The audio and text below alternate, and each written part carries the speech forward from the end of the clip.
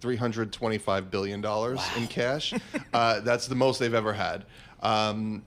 So when you look at their earnings, there's a couple of layers you have to unpeel first. Their GAAP earnings were swayed by investment changes. Buffett himself has said you kind of just throw that out. We don't really look at that. It was like 26, I think, billion versus an 11 billion loss in the year ago.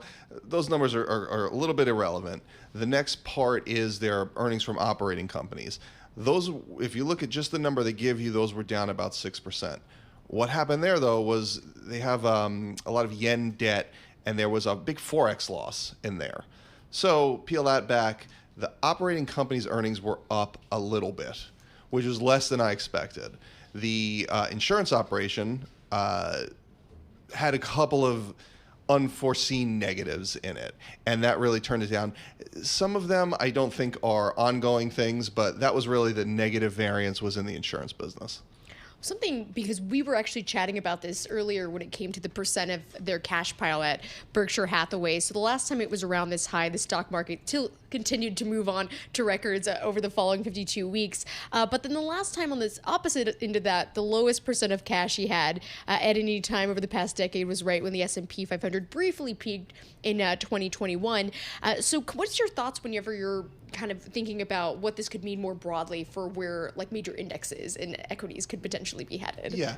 So, I mean, Buffett is a more of a time in than timing of the market, right? Clearly. So, I don't think he's making big moves on large expectations on the market. If you look what happened, they sold about $22 billion worth of Apple stock in the quarter. That's along with about $9.5 billion worth of Bank of America stock in the quarter. I don't think you look at that and say, okay, he's completely bearish on everything on the market. I think those were, unique things. They were highly concentrated in Apple. Their Apple position is down 70% from its high. In terms of the shares they own. So I think those things were unique to the stocks they own. Buffett has repeatedly talked about taxes going up. I don't think it's even an election cycle now, but he's just saying even longer term, there's probably only one direction taxes are going for us, and that's up. So you'd not be surprised to see them taking large gains off the board. So $325 billion, is there any realistic scenario for deploying that capital over a multi-year period? It's tough. They are limited in how much shares they can buy back just on the float.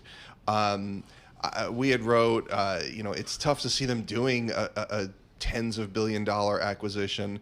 There is the ownership in Chubb out there, which is, perhaps the mega deal that may or may not ever happen. If they do something, they bought Allegheny, which was an insurance company kind of conglomerate a couple of years ago. That was about $12 billion. It seems like that's going to be the max on what they're going to do. But if I could predict what Buffett would do, I'd be on an island somewhere. So, but no dividend. There will not be a dividend as long as Warren Buffett is sitting in Omaha. Why is that?